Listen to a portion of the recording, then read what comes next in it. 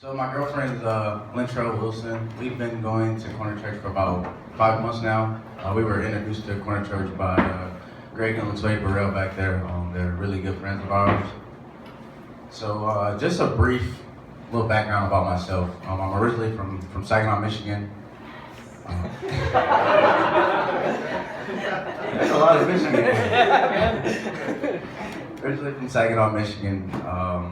I recently just started my own motivational speaking company where I call it Dixon Dynamics, where I focus on inspiring, motivating, educating individuals to achieve their goals. And I also work downtown at the Target headquarters in IT. That's essentially what brought me to Minnesota.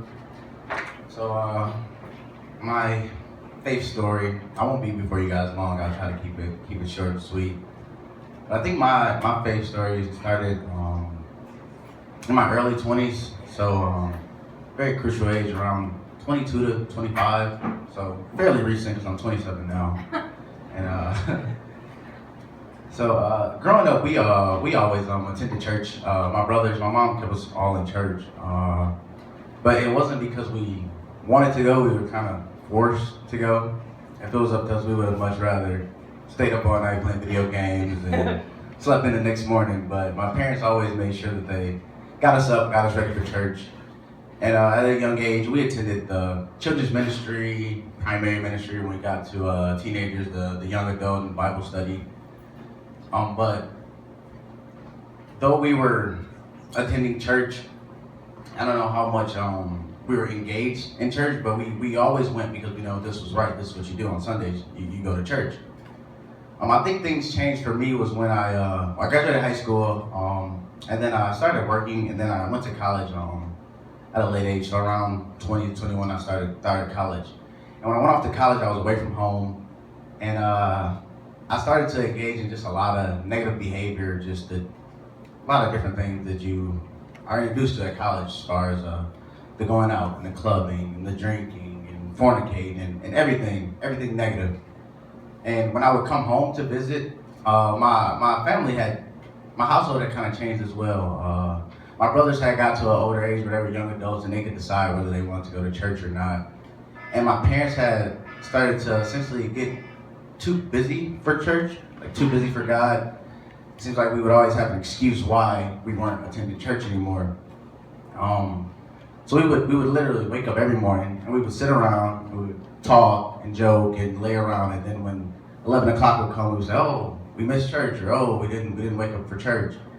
And a lot of that foundation that we had built for so many years had been gone. So I wasn't getting it at school because I was not attending church at all. And then when I would come home, that sense of foundation and worship that we would share together was no longer there as well.